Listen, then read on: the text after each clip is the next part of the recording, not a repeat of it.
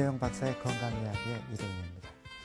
그 이전 시간의 설명으로 여러분들은 그 대퇴골 경부골절이 왜 노인에서 많이 발생하고, 그리고 이 골절이 발생하면 다른 부위의 골절에 비해서 왜 문제가 되는지 어느 정도 이해하셨죠?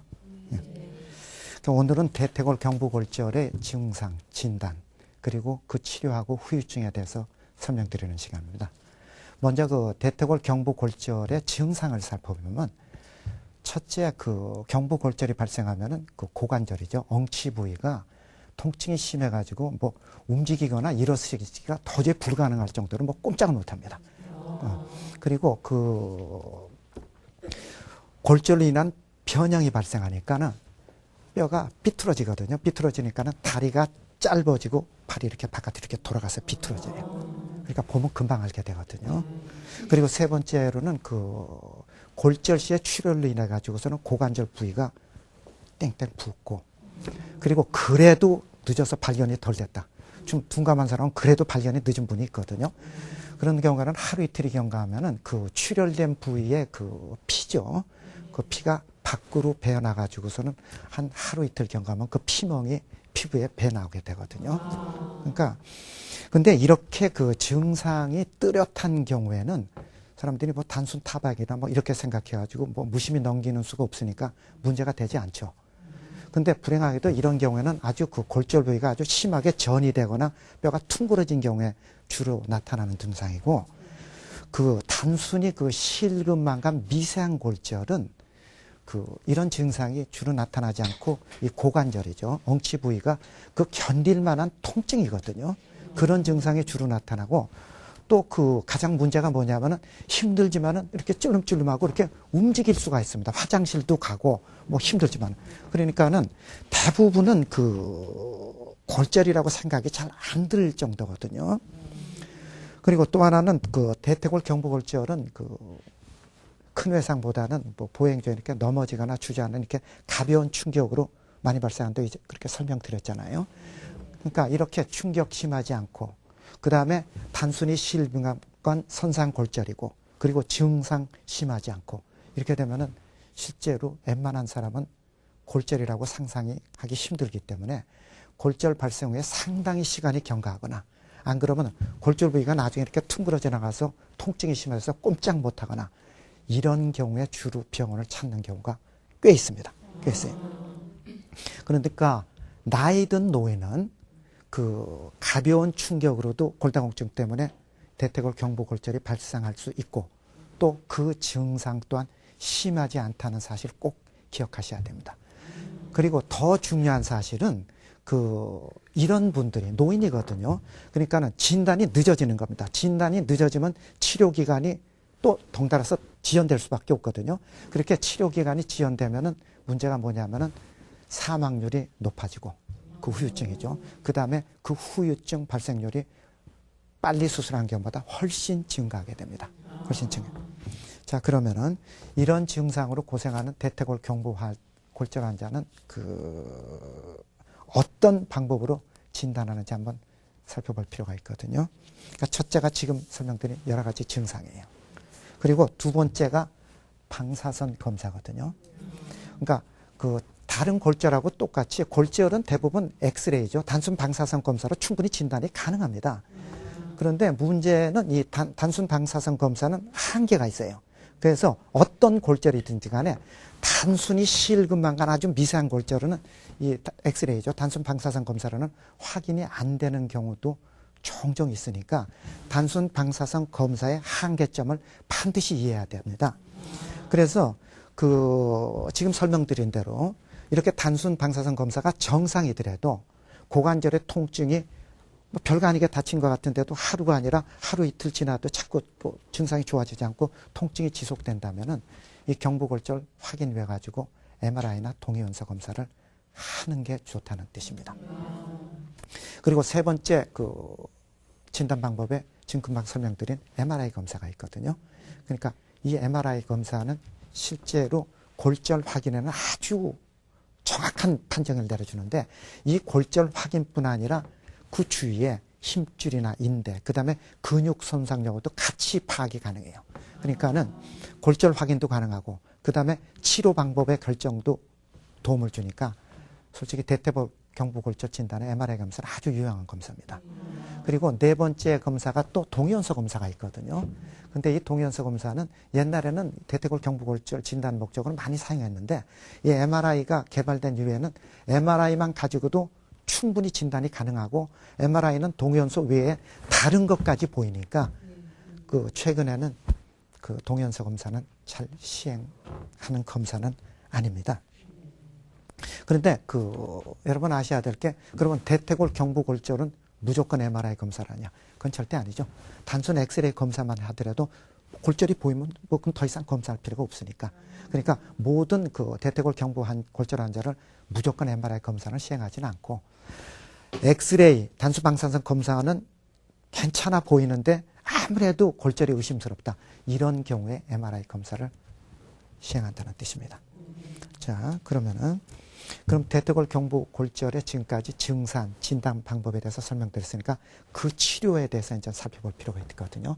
그 대퇴골 경부는 제가 전 시간에 설명드렸지만은 그 구조가 혈관 구조가 다르고 관절막으로 덮여 있으니까 골외막이 없고 그렇기 때문에 골절 치유가 쉽지 않다 그랬잖아요. 그러니까 일단 뼈가 부러지면 대퇴골 경부에 골절이 발생하면은 치유가 되더라도 어떤 문제가 생기면 뼈가 삐뚤어 붙는 거죠. 부정유압이 발생할 가능성이 높습니다. 부정유압이라는 의학적 용어인데 뼈가 삐뚤어 붙었다는 뜻입니다. 그 다음에 이전 시간에 설명드린 대로 혈관 구조의 그 특성 때문에 뼈가 아예 안 붙어버리는 거죠. 골절 치유에 실패한 부유압이 발생할 가능성 높고 그 다음에 세 번째는 다시 또 강조해드리지만 뼈가 죽어가는 무혈성 괴사도 발생할 수 있다고 설명드렸잖아요. 그러니까 이런 여러 가지 이유 때문에 그 대퇴골 경부 골절이 발생하면은 가능하면 빨리 그 골절 부위를 골절 이전 상태로 완전하게 맞춰주고 그 다음에 단단하게 고정해가지고 이런 후유증이나 부작용을 예방해 줘야 됩니다. 그러면 가능하면 빨리라는 말이 무슨 말이냐면은 그 정형외과 수술이 실제로 응급수술은 그렇게 많지 않습니다. 그러니까는 개방성 골절이라 그러죠. 뼈가 이렇게 깨져나고 피부가 다 뭉개져가지고 피부가 바깥으로 퉁그러져 나왔다. 이런 경우에는 응급수술입니다. 빨리 수술하면 뼈가 골마 나가니까. 그런데 이 그 대퇴골 경부골절은 가능하면 빨리라는 단어를 쓰는 이유는 응급수술은 아니지만은 입원 후에 수술을 12시간 이상 지연시킨 경우에 12시간 이내 수술한 경우보다는 그 사망률이나 이런 후유증 발생률이 훨씬 많아지기 때문에 가능하면 빨리 수술하는 게 좋다는 그 단어가 성립이 됩니다. 그러면은 지금 설명드린 그 여러 가지 수술을 시행해야 되는데 이 수술 방법에는 어떤 종류가 있는지 한번 또 살펴볼 필요가 있거든요. 그러니까는 수술 방법에는 지금 설명드린 이 골절 부위를 완전하게 맞춰가지고 금속으로 고정하는 방법이 있습니다.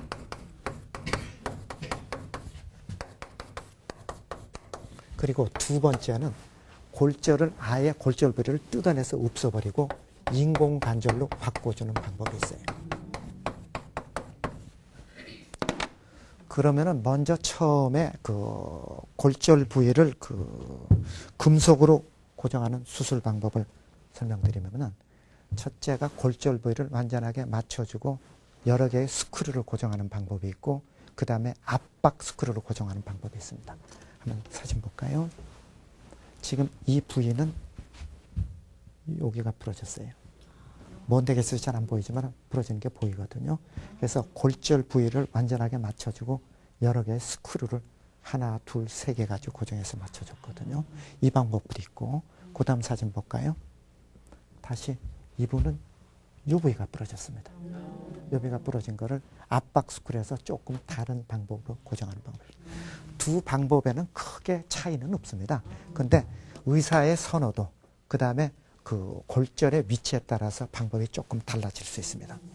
근데 이런 수술을 하게 되면은 골절된 부위가 골절 이전 상태로 맞춰주고 그 완전히 뼈가 아물게 되면은 완전히 수술 이전 상태로 정상 기능을 회복할 수 있는 큰 장점이 있어요. 그런데 이런 수술에 또 항상 좋은 점이 있으면 나쁜 면도 있거든요. 그 단점이 뭐냐면은 그 뼈가 치유될 기간이 필요한데 그 기간 동안은 활동이 제한될 수밖에 없습니다. 그리고 또 하나는 제가 이전 시간에 하고 좀 전에 수도 없이 강조해 드렸지만은 그 대퇴골 경부는 그 구조적인 특성 때문에 골절 치유가 쉽지 않다고 말씀드렸잖아요. 그러니까는 지금 설명드린 이런 후유증의 발생 가능성이 높아진다는 단점이 있습니다. 그리고 두 번째 수술 방법은 인공관절 수술이거든요. 그러니까 인공관절 수술은 아예 골절 부위를 아예 뜯어내버리고 아예 인공관절로 갈아 끼워버리니까 지금 설명드린 그 부종접이나 무혈성 같은 그런 후유증은 없겠죠. 발생하지 않습니다. 그런데 그 경부골절은 대개 노인이잖아요. 그러니까 노인이 이런 그 금속 고정 수술해 가지고 오랫동안 침상에 누워 있게 되면은 이로 인한 여러 가지 내과적 문제가 발생합니다. 그 내과적 문제가 뭐냐면은 폐, 콩팥 기능 정화로 인해 가지고 폐염이나 신우염이 발생할 수 있고, 그리고 아주 심한 경우에는 꼼짝 않고 누워 있으니까 엉덩이죠. 엉덩이 피부가 자꾸 죽어나가는 욕창이 발생할 수 있습니다. 실제 그런 분들 꽤 많거든요. 그러니까 이런 것 때문에 상당히 고생하고 심한 경우에는 이 문제 때문에 사망도 하거든요. 그러니까 인공관절 수술은 이런 그 수술 후에 빨리 보행이 가능하거든요. 금속 고정 수술에 비해서. 그러니까는 좀 전에 말씀드린 이런 내과적 문제 해결이 가능하고, 또 두 번째는 이 부정력, 분리와 무혈성 개사에 후유증 발생 가능성이 없으니까 언뜻 보면 굉장히 좋은 수술 같아요. 그렇잖아요. 그런데 문제는 인공관절 수술의 단점이 뭐냐면 아무리 인공관절이 개발돼서 좋다 못다 하더라도 제 것만 못합니다. 제 것만 절대 못합니다. 그러니까는 그 금속으로 고정해가지고 큰 탈 없이 회복된 경우는 완전히 정상 기능을 회복하는데, 인공관절은 어차피 그것만 기능은 떨어질 수밖에 없거든요. 그래서 그 단점이 뭐냐? 인공관절은 다른 인체 몸 조직하고 달라가지고 그 수명이 있어요. 그러니까 오래 쓰면 달아 없어지거든요. 몸의 조직은 아무리 써도 달아 없어지지는 않지만은 수명이 있으니까 달아 없어지기 때문에 그 수명이 달하면 재수술을 해야 돼요. 그리고 또 하나 가장 큰 문제가 뭐냐면은 수술 후에 엉치죠. 고관절이 완전히 구부리지를 못하기 때문에 땅바닥에 쪼그려 앉거나 양반다리를 못하니까 온돌방 생활이 힘듭니다. 그러니까 이런 문제점 때문에 인공관절 수술은 대퇴골 경부 환자를 모든 사람한테 수술하는 게 아니라 나이 70 이상, 좀 나이가 많이 들어가지고 좀 빨리 움직여야 될 사람, 70세 이상, 그 다음에 뭐 폐나 콩팥이라든가 이런 게 안 좋아가지고 그 아까 말씀드린 내과적 후유증이 발생할 가능성이 높아가지고 수술 후에 빨리 활동을 시켜야 될 사람,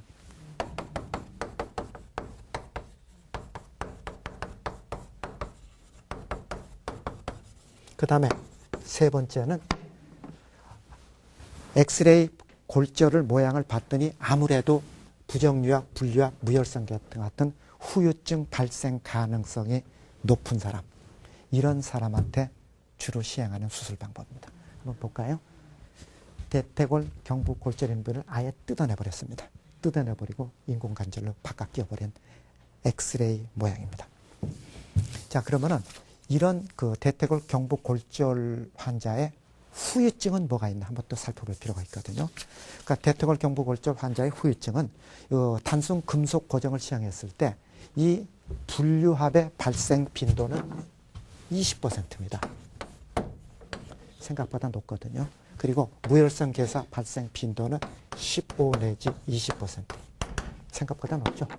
근데 그거보다 더 큰 문제는 좀 전에 설명드렸겠지만은 이 대퇴골 경부 환자는 골절 발생 후에 1년 이에 사망할 확률이 30% 정도로 아주 높다는 뜻이거든요. 근데 되게 환자분들이 걱정하시는 거 보면은 그러면 이 경부 골절로 그러면 30%가 사망하시냐? 그건 아니에요. 그러니까 골절 자체로 사망하는 게 문제가 아니라 이렇게 대퇴골 경부 골절이 발생하는 환자분들은 되게 나이 든 노인이고 그렇기 때문에 내과적인 문제가 꽤 있습니다. 뭐 폐라든가 다른 문제. 그러니까 이런 내과적 문제 때문에 결국은 사망하거나 뭐 문제가 발생할 가능성이 높다는 뜻입니다. 자, 자, 지금까지 그 2회에 걸쳐 가지고 대퇴골 경부골절의 그 증상, 발생 원인, 그 다음에 그 치료, 후유증 이거에 대해서 설명드렸거든요.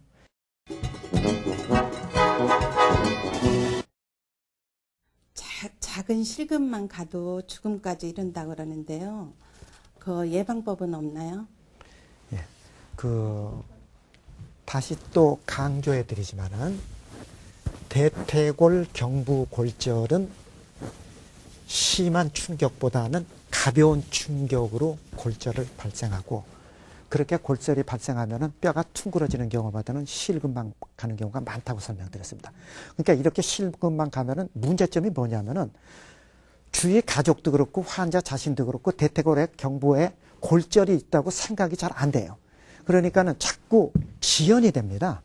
그러니까 지연이 된다는 뜻은 결국은 아무리 어느 정도 움직이고 활동이 가능하더라도 활동을 못하게 하고 침상에 누워있을 수밖에 없거든요.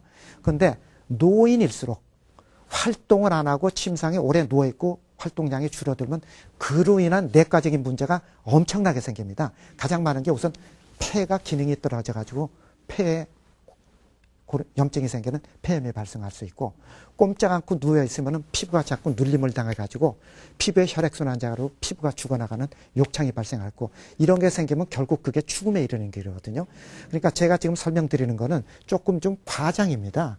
과장도 있지만은 어차피 의학적 통계가 실금만 갔다 하더라도 대퇴골 경부골절은 사실이고, 그 골절로 해서 치료 기간이 자꾸 지연되면은 이런 후유증 때문에 죽음까지 이를 수 있습니다.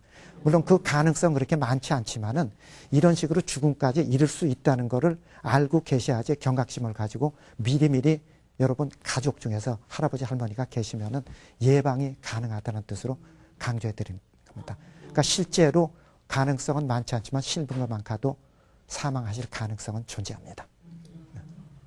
그러면 그 다음으로 또 질문하신 분 계실까요? 가는 식은만 있고요. 통증도 심하지 않는데 대퇴골 경부골절이라고 할 수 있나요? 뼈가 골절이라는 단어는 다시 설명드리면은 뼈에는 구조가 있습니다. 바깥에는 피질골이라는 단단한 뼈가 있고, 그 다음에 안쪽에는 골수라는 비교적 덜 단단한 뼈로 구족이 되어 있거든요.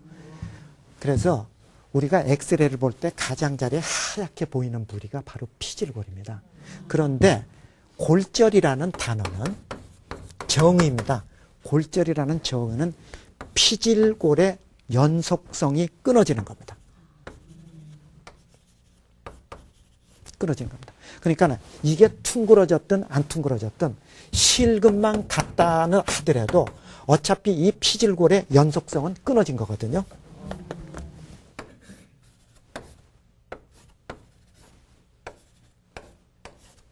이렇게 됐거든요.